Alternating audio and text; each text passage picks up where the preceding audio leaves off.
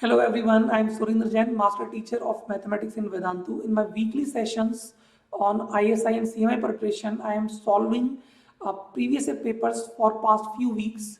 Today also I am going to solve this ISI 2022 second part. Last week we discussed UGA, that is first part, in which 30 single correct questions were there. Today I am going to solve this, in which 9 subjective questions are there. Questions are mediocre level, I will say, not very difficult, but yes, you can say average plus. Okay, now let us start solving with this question, in which we are given: consider a board having 2 rows and n columns like this. Thus there are 2 n cells in the board. Each cell is to be filled in by 0 or 1.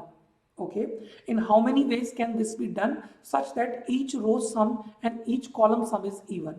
Now we want the sum along first row to be even. Let us call this as E dash, and sum along second row also to be even, so let us call that as E double dash. Okay, we want sum along first column to be even. Let us say E1, then E2, and so on.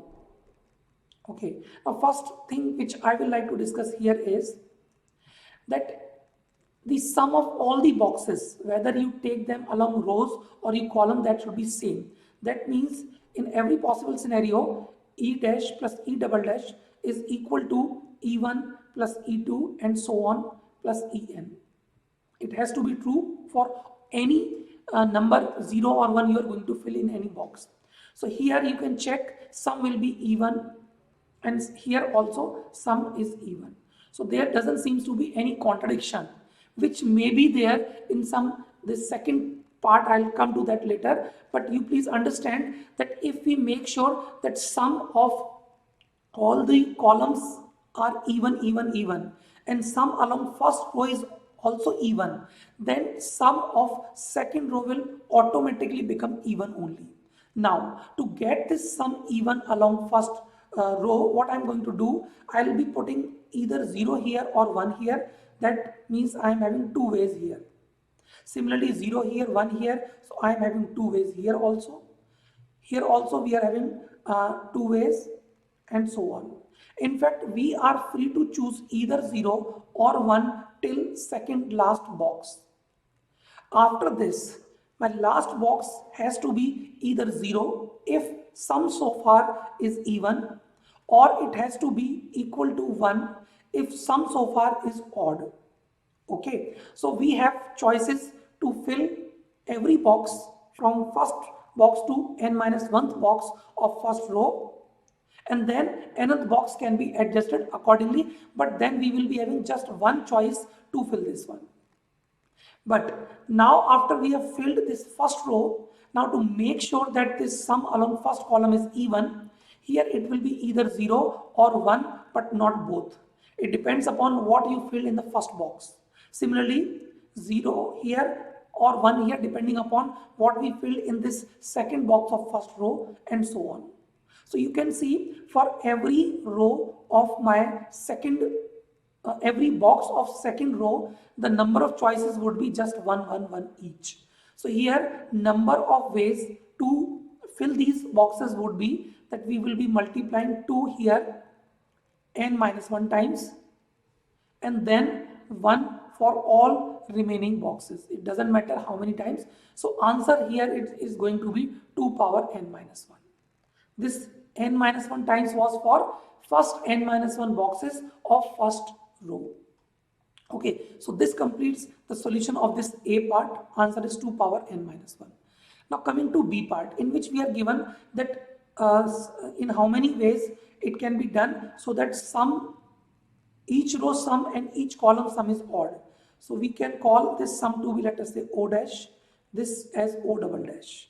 Okay, and here I'll call this as O1, similar to what we did in our A part, O1, O2, A3, O3, and so on, and On. Now, there is one very interesting thing, please try to understand, that if you take the sum of sums along rows, so odd plus odd, this is going to be even for sure.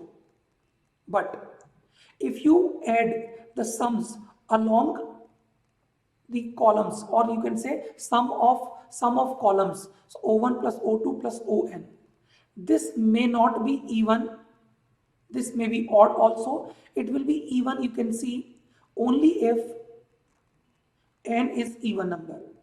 Because if you add odd numbers even number of times, then only their sum becomes even. And that will be odd if n is odd. So you can check in this case when n is odd, both side sums is not matching. That directly means that if you are going to make a sum of all the columns as odd, then your one of the row has to have sum to be even. So it will not be possible to have sum along sum of both rows to be even, to be odd if sum of all the columns are odd if n is odd. But if n is even, then it will be possible, and in that case this question is very much similar to what we did before. So for n even, what I am going to do, we will be filling all these boxes by 0 or 1 again till n minus 1th box of the first row. So this will be done in two ways, this will be done in two ways, and so on. But after that, one way, and here also just one way. Because if it is 0 here, then it will be 1 here. If it is 1 here, then it will be 0 here. So again, this number of ways would be just multiply 2 n minus 1 times and then remaining times. So that will be 2 power n minus 1. For B part, where n is odd, we will be saying this n is just 0 because it is not possible to have both sums along rows and columns to be odd. So this completes the solution of this question. I think this question was average or average plus, you can say, but not very difficult. Okay. Now coming to second question, which says fx is equal to summation x minus k whole power 4, where k is varying from 1 to m and x belongs to R and m is greater than 1 and integer. Show that f has a unique minimum and find the point where minimum is attained. Now to do this thing, I think we should be taking the derivative. So f dash will become summation 4 outside x minus k whole raised to the power 3 here, and k vary from 1 to m. If I open this sigma sign and write like this, x minus 1 whole power 3 plus x minus 2 whole power 3 and so on, and let me write last two terms also, x minus m minus 1 whole power 3 plus x minus m whole power 3. Okay, so there are a few things to notice. Please try to understand that the first term inside this cube sign and the last term inside the cube sign, you can see they are such that their sum is 2x minus 1 minus m. And the same sum is when you add second term with second last term also, you can check. And it will be true for all the such terms, that every term if you take third and third last, fourth and fourth last, and so on, every time you will be getting this kind of sum. Okay, why I am saying so? So if I take x is equal to 1 plus m by 2, that is making this sum to be 0. Okay, you can check first term will be, you can see if you put x is equal to 1 plus m by 2 here, it will become, I think, m minus 1 by 2 here inside this cube sign, whereas the last one will be 1 minus m by 2 whole cube. So you can see, because they both have this sum and I have chosen this x is equal to 1 plus m by 2. So putting x is equal to this value will make this and this to be having values such that they are only opposite in sign. So their sum will become 0. And same thing will be true for second and second last also, third and third last also. So you can see it will become 0 at x is equal to 1 plus m by 2. So we can say it will become 0 at this point. Okay, and you can check before this derivative will be negative, after that it will be positive. So this point is going to be point of minimum. But you may argue that what if we have other roots as well? To do that, let us do one thing. I'll be just using this identity a cube plus b cube, which is a plus b, and a square plus ab plus b square. Okay, and dear all, please try to understand, in this identity this term is always positive. A square plus ab plus b square for all a comma b other than 0, this is always positive. If you remember, this gives you the roots of cube root, roots of unity in complex number. These omega and omega square comes from this factor only, so this is always positive. Now if I use this identity in this expression and taking first box with the last box, so my first bracket will be 2x minus 1 minus m, and this other bracket will be x minus 1 square plus x minus 1 multiplied with x minus m plus x minus m square. And then if you add this with this, then also we will be getting first term to be same, so 2x minus 1 minus 1, and then x minus 1, x minus 2 square actually, plus x minus 2 into x minus m plus 1, it would be plus x minus m plus 1 square, and so on and so on. So what you can notice, every time we are going to get this term to be common. So what we can say, that this f dash x is going to be 4 times 2x minus 1 minus m into, as I told you, all these terms are positive. All these terms are positive. So after taking this to be common, this will become 4 times 2x minus 1 minus m into some positive. So this equal to 0 only if this x is equal to 1 plus m plus 2. And at this point you can see the sign of this f dash is changing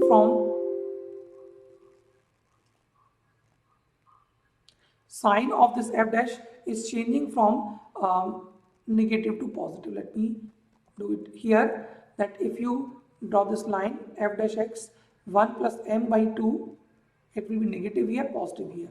So you can see this will be point of minima, and that is the only point of minima. Okay, there's just one thing to add here, please understand. You may argue that, sir, if m is odd or if m is even, what will be the difference? Please try to understand. If m is even, okay, then I think we have already done this question, because if m is even, we will be having complete pairs, because even number of terms are there, then we are making pairs of 2 numbers at a time, first with last, second with second last, and so on. So for m even, this solution is completely applicable. But if m is odd, okay, if m is odd, in that case there will be one number that will be left in between, and that will not make pair with any other terms. Okay, in that case you can see there will be a midterm, and that midterm will actually be, please try to understand, x minus 1 plus m by 2 itself, whole cube. Okay, so if we are taking this 2x minus 1 minus m common, okay, in that case let me just write it again, f dash x will be equal to 4 times, and I took common 2x minus 1 minus m, this was common, inside all these positive terms. Okay, but in between if you check, this will be actually, if you take 2 LCM, okay, then 2x minus 1 minus m will be here, and we will be left with 2x minus 1 minus m whole square here upon 8 here, and all other terms will be giving us positive terms and positive terms.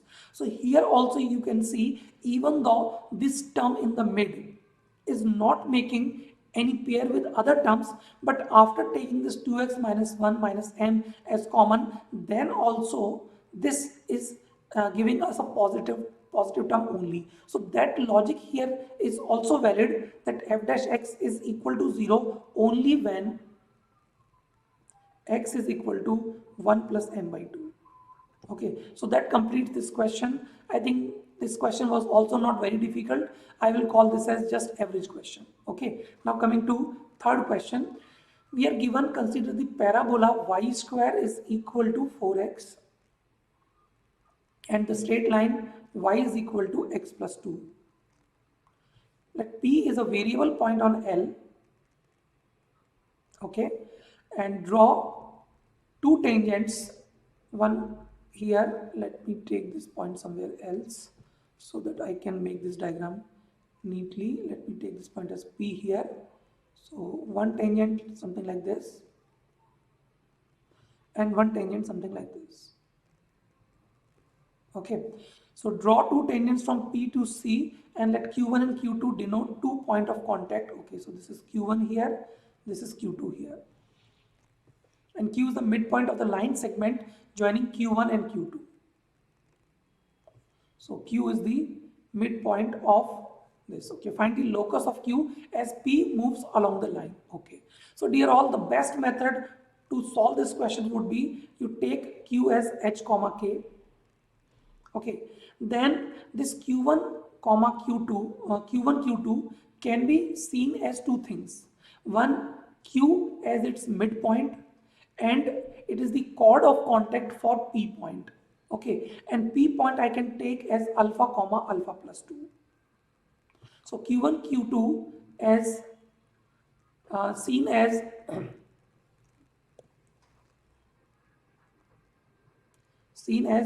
Q as its midpoint. Then what I can do, I can write the formula of T equal to S1. Okay, and T for Q point would be y into K minus 2 into x plus h. Dear all, that is very important result. We must remember it. Okay, and this is equal to S1. S1 means with respect to h comma k, this h comma k we will be putting here and we get k square minus 4h. Okay, so this equation will be, let me write this as y into k into y minus 2x, and everything I will be taking on the other side, so that will be k square minus 2h. So that is equation number 1. Now if I take this Q1 Q2 as chord of contact, then you know the formula is T equal to 0 and that will be with respect to P point. So putting alpha comma alpha plus 2 here, we will be getting y into alpha plus 2 is equal to 2 into that will be x plus alpha here, which I can write as alpha plus 2 into y minus 2x is equal to 2 alpha. So this is second equation, but they both 1 and 2 are representing same chord Q1 Q2. So I think we just compare them. In fact, you can check the coefficient of x in both of them are same. That means other coefficients should also be same. So we can say that this k has to be equal to alpha plus 2 and this k square minus 2h has to be equal to 2 alpha. Okay, so using this alpha from this, let us say this third equation and putting it here, we will be getting 2 times k minus 2. So this is the answer. Putting h as x, k as y, we will be getting y square minus 2y and minus 2x plus 4 is equal to 0. This is also some parabola, but they are asking the locus, so we can just leave it here. Okay, so y square minus 2y minus 2x plus 4 is equal to 0 is the answer. We can do this question in other way also. Let me tell you how we can do this one.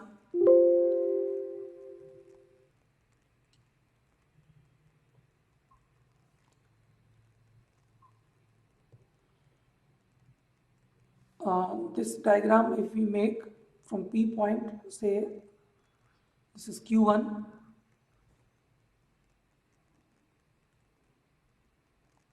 and this is Q2. So we can take this point to be A is 1 here, so T1 square comma 2T1. Q2 can be taken as T2 square comma 2T2. And if at these 2 points tangent is meeting at this point P, it has to be T1 T2, that is GM of x coordinates, comma T1 plus 2T2, that is AM of y coordinate.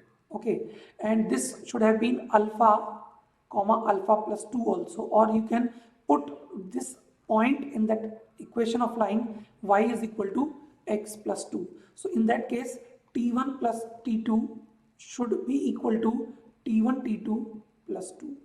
So that is one relation that should be true for t1 and t2. Okay, now we are looking for the locus of midpoint of q1 q2. So in that case this h will be equal to t1 square plus t2 square by 2, and whereas k will be t1 plus t2. Okay, now using these two and putting it into equation 1, we can find the locus. What you can do, we have already t1 plus t2. To find t1 t2, what we can do, we can write t1 t2 as t1 plus t2 whole square minus t1 square plus t2 square by 2, and t1 plus t2, as you know, it is k, so k square minus 2h here by 2.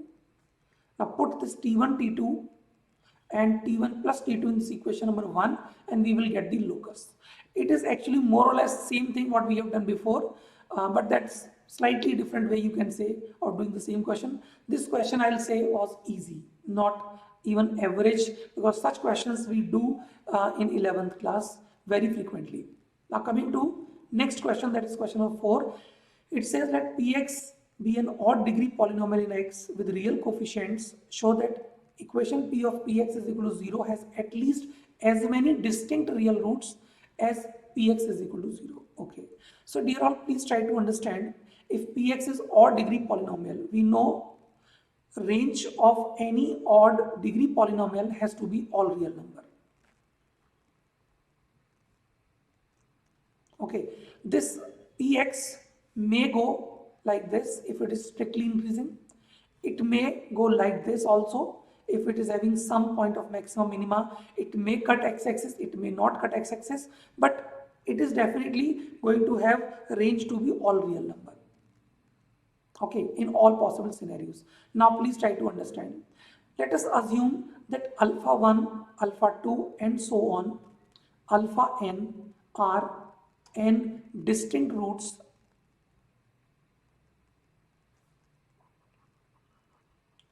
of px equal to 0.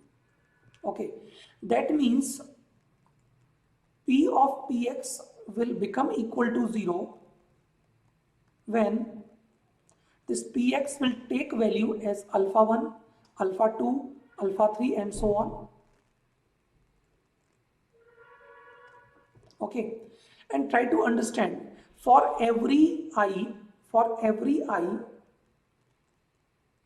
this px equal to alpha I has to have at least one solution, has to have at least one root.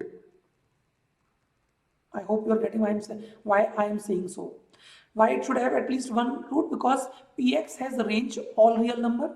So this px will take this value alpha I at least at one value of x. Okay, so what we have proved, that for every such alpha I, this px will assume this value for at least one x. That means for corresponding alpha I, we are going to have one root for p of px. So that means at least n root will be there for p of px equal to 0 also. If it is strictly increasing like this, then alpha I value will be attained only at 1x. But if it is like this, and suppose my alpha I is lying here, say this is my value of alpha I. Let me put it, y is equal to alpha I. So this alpha I value, this px will be taking at 3 points. From this diagram, you can check. And it depends upon the degree of the polynomial or exact graph of the polynomial, that how many betas, such betas will be there. But that is for sure that for any alpha I, at least one value of x will be there for which px will take value as alpha I. Okay, so at least n distinct roots for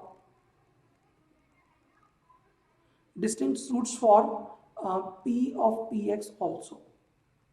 One more thing I'll just like to add, you may be thinking that why for different alphas this px will be having different values of x. You please understand, for any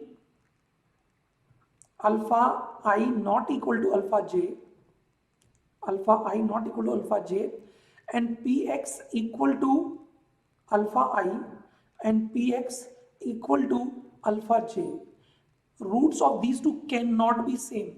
If they are same, then px can take only one value, either alpha I or alpha j, but not both. And but alpha I and alpha j are different, so roots of these two has to be different. Roots of these two has to be different.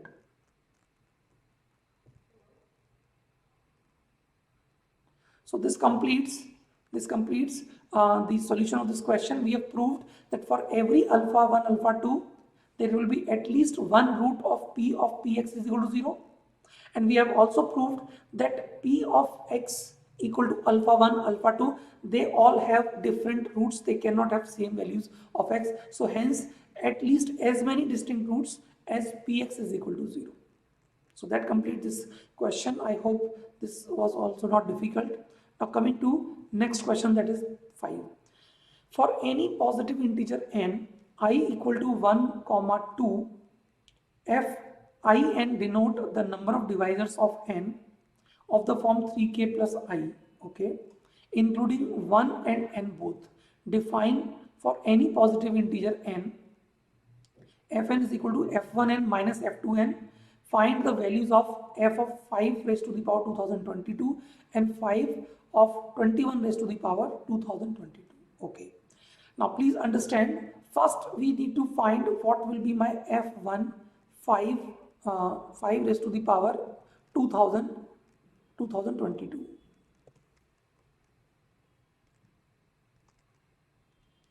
And this means, as per the definition, number of divisors of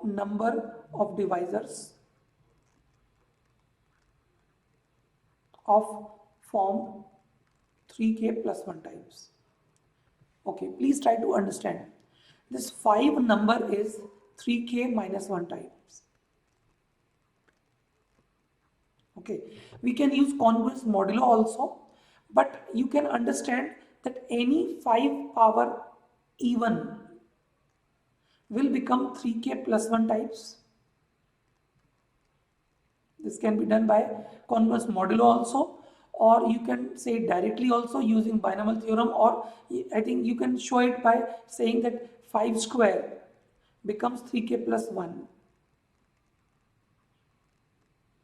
So power is even here. Power is even, it becomes 3k plus 1 times.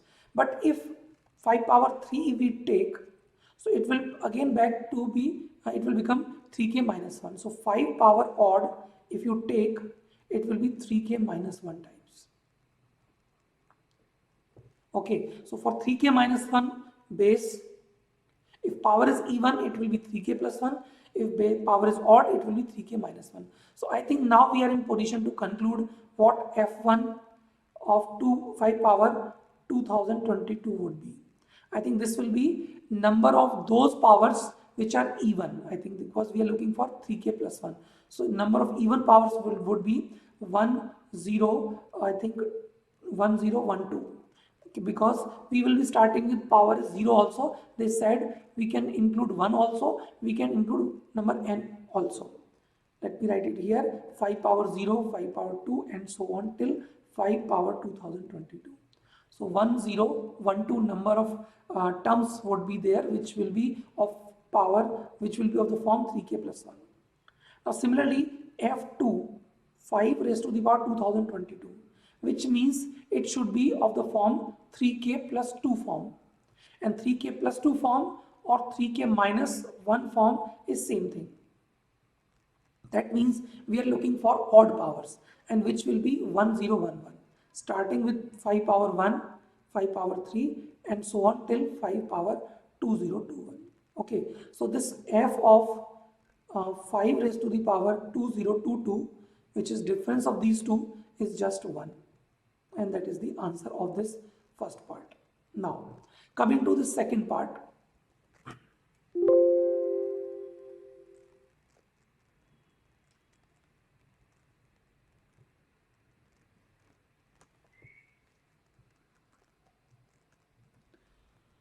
Now coming to the second part, where we are asked to find f of 21 raised to the power 2022. So first of all, 21 raised to the power 2022 is actually 3 power 2022 into 7 raised to the power 2022, and 7, dear all, it is 3k plus 1 form. And you can check, it can be done by congruence model also. 7 square is also 3k plus 1, 7 cube is also 3k plus 1 type. So all power, whether even or odd, is 3k plus 1 types, whether n is even or odd. But 3 power any integer will be 3k form. Okay, so here if we have to find f1, 21 raised to the power 2022, okay, that is we are looking for 3k plus 1. That is actually number of divisors of 7 power 2022. Why I am saying so? Because if you take any one of the power of 3 power 1 or 3 power 2, then this product will become multiple of 3, and we will not have this divisor of the form 3k plus 1. So in this case, we are just counting those divisors which are of 7 power 2022, and I think this is 2023 direct, because every divisor of this, including 1 and this number itself, they all are of this type. Whereas f2, 21, 20, 22, it will be just 0, because we are looking for 3k plus 2 or 3k minus 1. That is not possible, whether you take 7 power something or you take 3 power something or both. It is not possible. So here it will be 0, and this f1 will be 2023. So answer for this f of 21, 2022 will be 2023, and that is the answer. 2023 is the answer. Okay, so this completes the solution of this question. I think this question, again, I will say average. If you are not good at number system, then you can say slightly difficult, but not very difficult. Okay, now coming to question number 6. Yeah, it says consider a sequence P1, P2 of points in the plane such that P1, P2, P3 are non-collinear as shown in this diagram.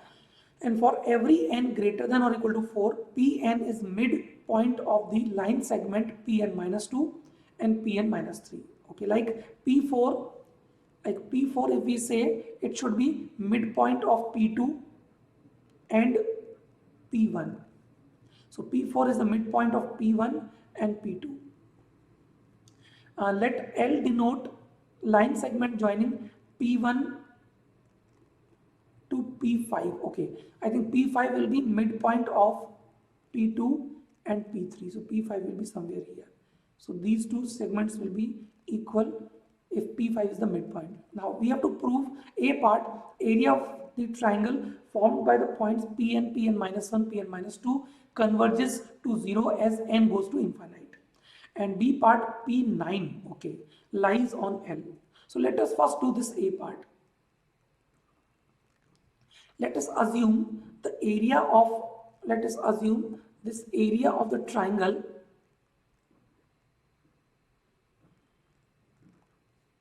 P1, P2, P3 to be equal to delta. Then you can check the area of triangle P2, P3, P4. Let us focus on this first. P2, P3, P4. If you compare with these two triangles, you can check they both have one side common, that is P2, P3, P2, P3. So P2, P3 is common, and P4 is the midpoint of the remaining side, or you can say other side of first triangle, that is P1, P2. Okay, so if I would have joined this P1 with P3, you can see this P3, P4 is the median of this first triangle. So in that case, this will become equal to delta by 2. It can be said directly. Okay. In fact, you can conclude it for any two consecutive triangles. Suppose I take Pi plus 1, Pi plus 2. And then I take next triangle, that is Pi plus 1, Pi plus 2 and Pi plus 3. So you can check that Pi plus 1, Pi plus 2, these are two common sides in these two, and Pi plus 3 is actually midpoint of P1, Pi and Pi plus 1 as per given in the question. You can see Pn is the midpoint of two numbers before it and three numbers before it. So here also you can see it, Pi plus 3 it should be midpoint of two numbers before it and three numbers before it. So that means if that is so, this line joining Pi plus 3,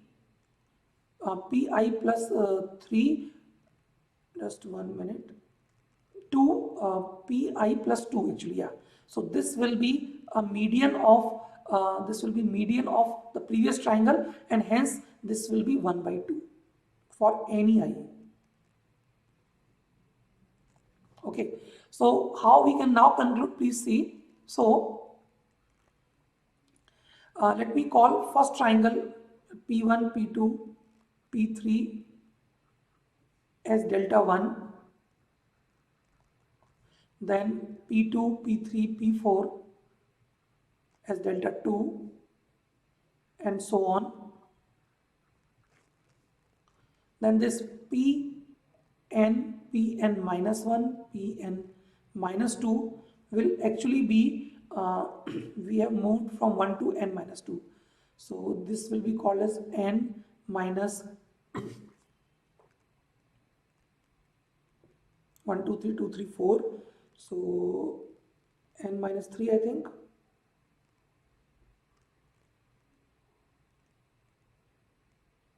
N minus 2, sorry, n minus 2.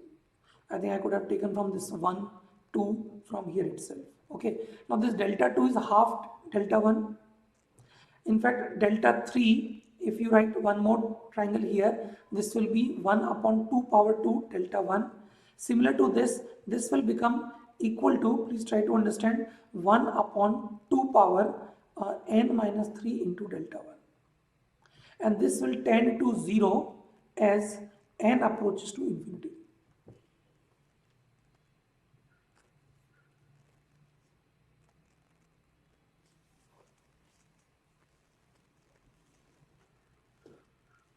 Okay, so this is how this A part is done. Now coming to B part. In B part, we have to prove that Pn lies on L. Now to do this question, I have two methods. I will tell you one by one. First method is, let me use this space here. I think that should be sufficient to solve it. First one is I will be using vectors method. Without loss of generality, we can take P1 lying on origin. So its position vector will be 0. Then P2, I can take it as A2. Then P3, I can take it as A3. Okay, and I am taking any general position vectors. So they are not collinear, we can assume that. Now, what will be P4? For P4, this A4 has to be midpoint of first two. So that will be A2 by 2. Similarly, P5 for this position vector A5 will be sum of this A2 and A3 by 2. Then P6 point, its A6 will be A3 plus A4 by 2, and I can write A4 as A2 by 2. So this will become 2A3 plus A2 by 4. You can check.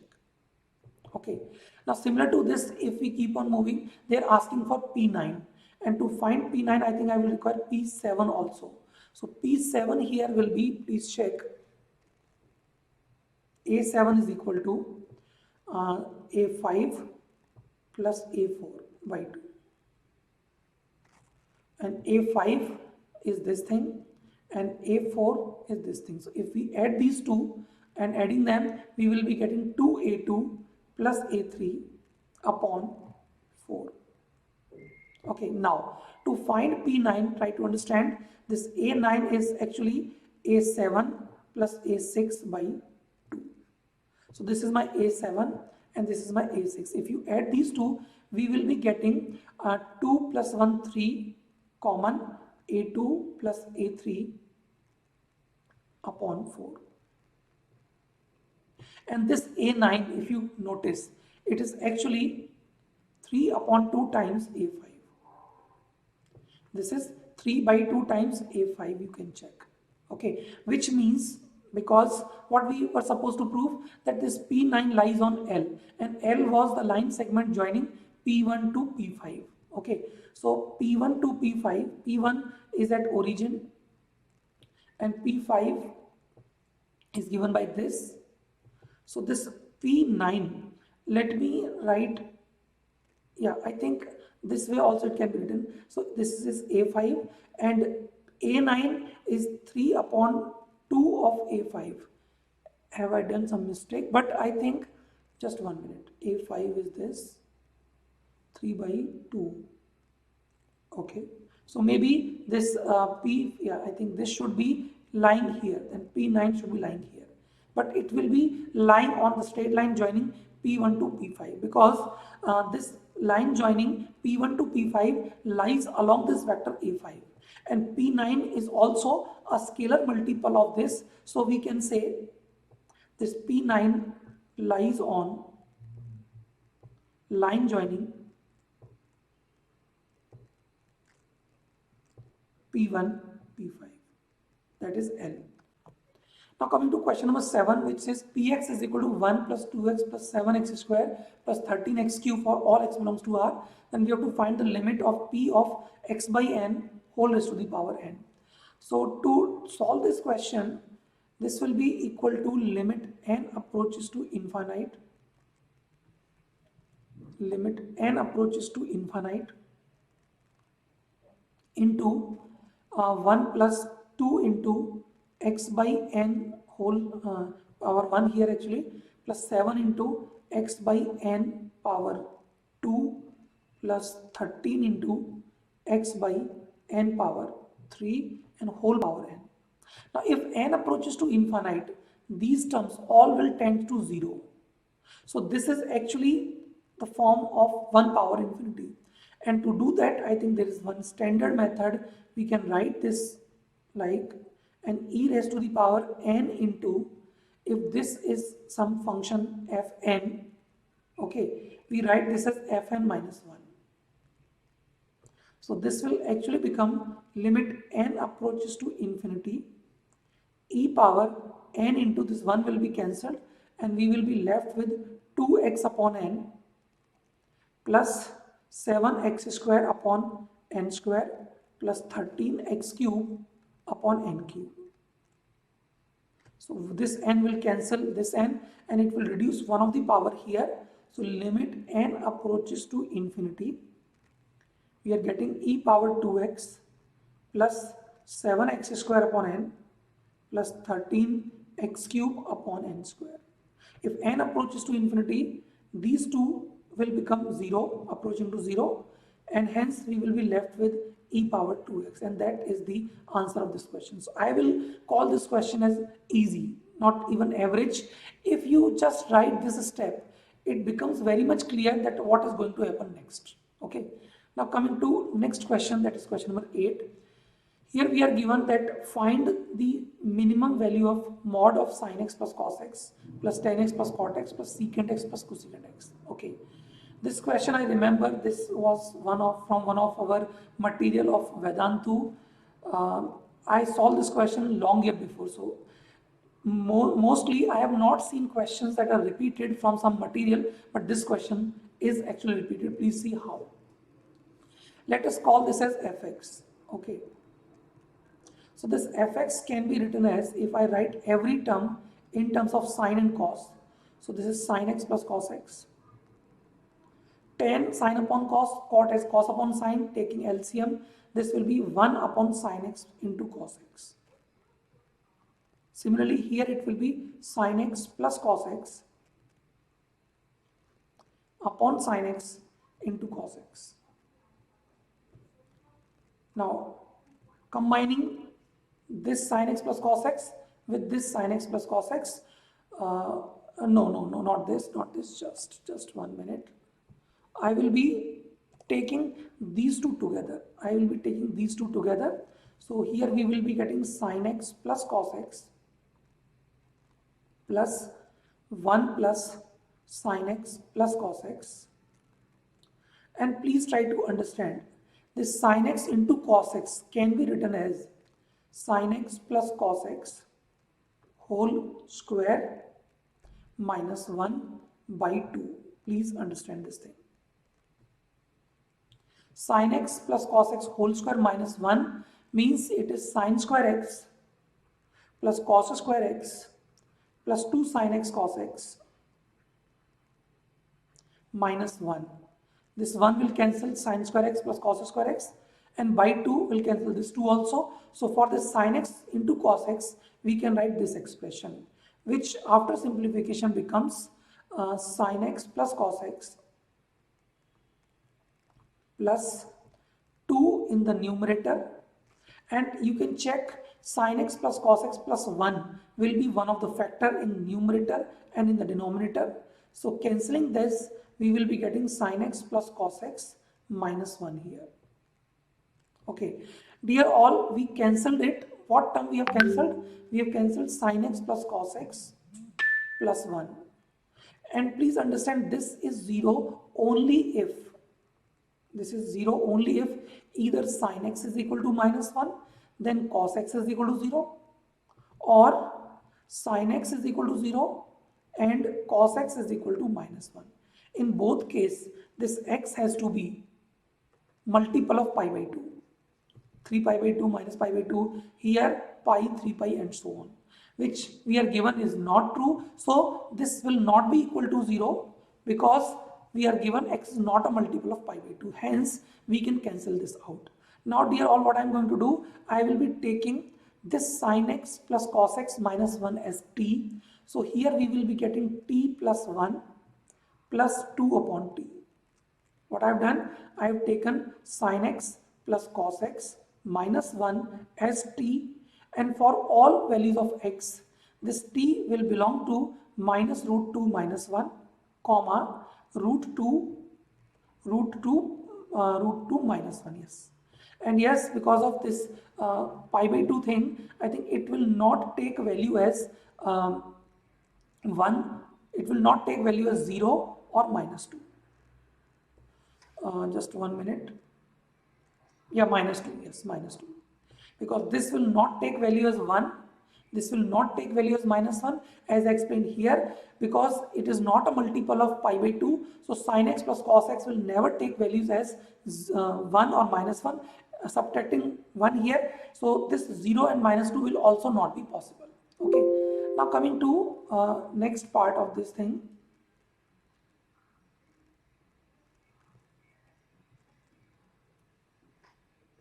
This next part of this thing can be done using AMGM. Please see how.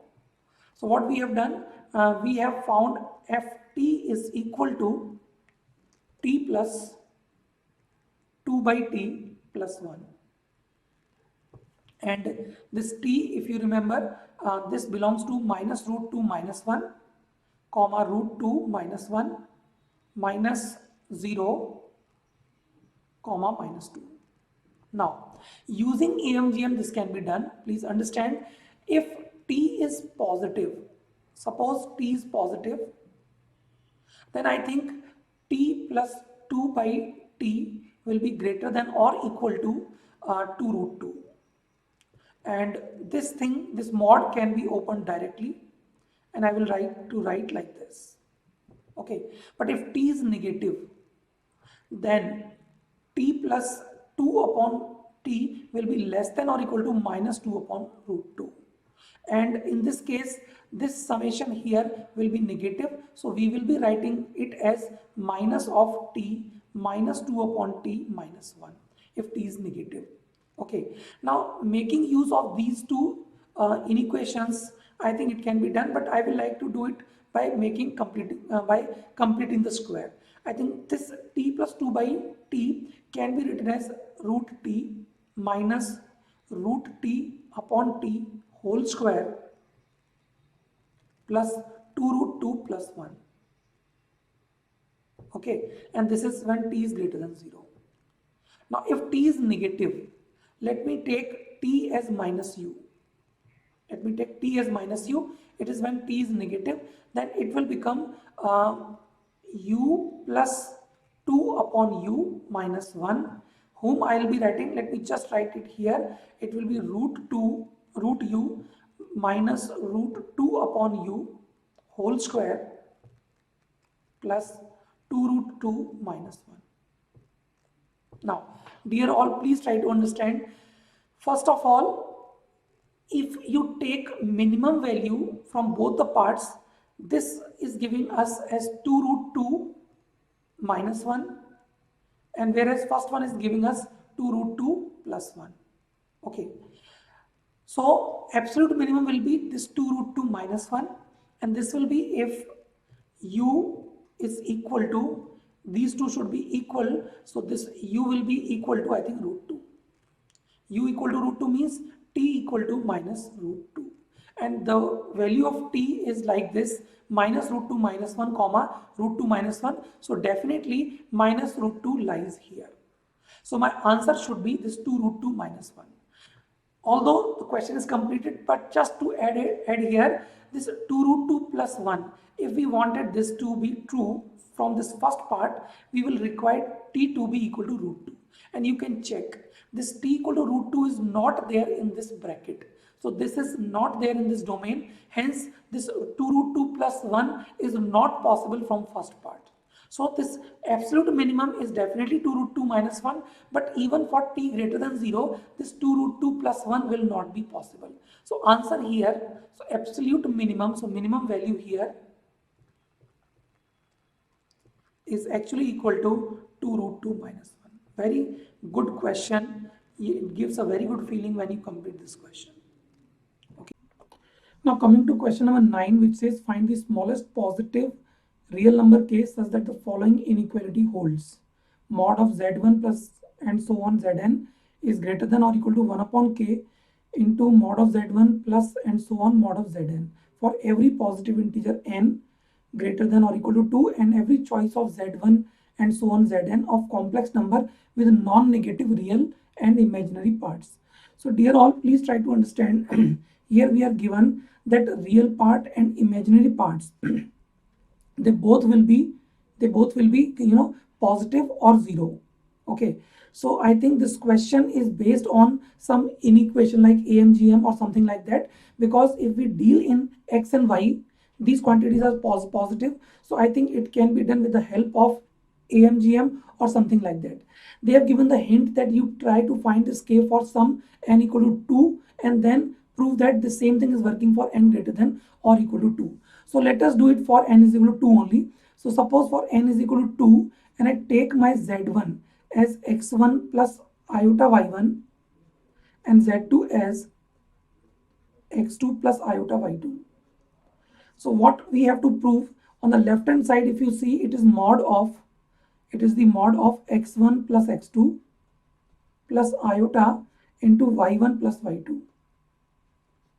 And we have to prove that it will be greater than or equal to 1 upon k mod z1 and so on. So let us see how to do this question. Okay, now this quantity, definitely this is going to be equal to under root of x1 plus x2 whole square plus y1 plus y2 whole square. And please remember, these x1, x2, y1, y2 all are positive or 0 quantities.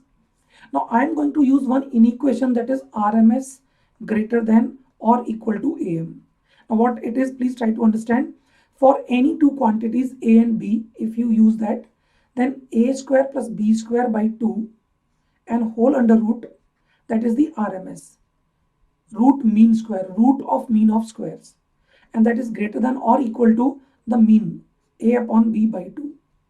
Okay, and this gives us a square plus b square to be greater than or equal to a plus b whole square by 2 after simplification. And in this, equality will hold only if these quantities are equal. So here this equality, similar to AMGM, it will be possible if A is equal to B. Okay, so this is something what that I'm going to use. So in this under root bracket, if you see under root of x1 plus x2 square plus y1 plus y2 square, taking this quantity as A and taking this quantity as B, we can write this as inside under root sign x1 plus x2 plus y1 plus y2 whole square, that is a plus b whole square by 2.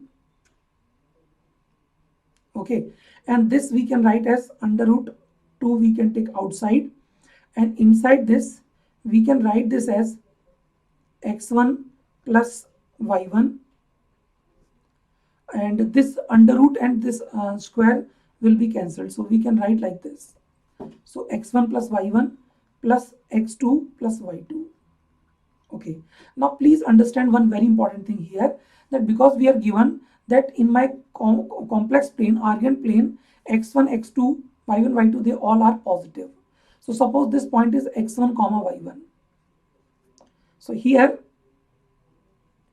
this will be x1, this will be y1, and we know this is the mod of this complex number. Let us say r1 or r. Okay, so you can see x1 plus y1 is going to be greater than r1. So here, if I write r1 in place of x1 y1, which is actually the mod of z, so mod of z1 and plus mod of z2. So I think that is what we have achieved here. So right from the beginning, mod of z1 plus z2, if you look at the steps, this was the first step. Then we use the formula of mod, and then we used AM, RMS, RMS, AM, and then x1, y1 is combined, x2, y2 is combined, and x1 plus y1, because x1, y1 both are positive numbers, so they are kind of length of two sides of a triangle. So that sum should be greater than the third side r1. Okay, and r1 is actually the mod of that complex number z, that is mod z1, and hence it seems like this k has to be equal to root 2. Okay, so here if we look at the equation, when this equation is possible, I think till this step everything is fine. After that, this equation will hold if x1 plus x2 is equal to y1 plus y2. Okay, and after this equation will hold if either x1 is 0 or y1 is 0. Okay, so first x1 plus x2 should be equal to y1 plus y2, and number 2, either x1 or y1 should be equal to 0, then only they will become equal. So here k comes out to be root 2. Now can we do it for n greater than or equal to 2 also? Greater than or equal to 2, or let us say 3 also. I think this is valid for other cases as well. If you take z1 is equal to x1 plus iota y1, etc. Okay, then let me write the left hand side, that is mod z1 plus mod z2 and so on. Sorry, mod of z1 plus z2 and so on zn. That will be equal to under root of x1 plus x2 and so on xn whole square plus y1 plus y2 and so on yn square, and that will be that can be written as greater than or equal to, as I used AM RMS, so x1 plus x2 and so on xn plus y1 plus y2 and so on yn whole square and divided by 2. Now once again we can write this as x1, this under root sign will go, okay, under root sign will go from this under root sign, so we will be having this square sign will go, square and under root sign will go, and we can write this as x1 plus y1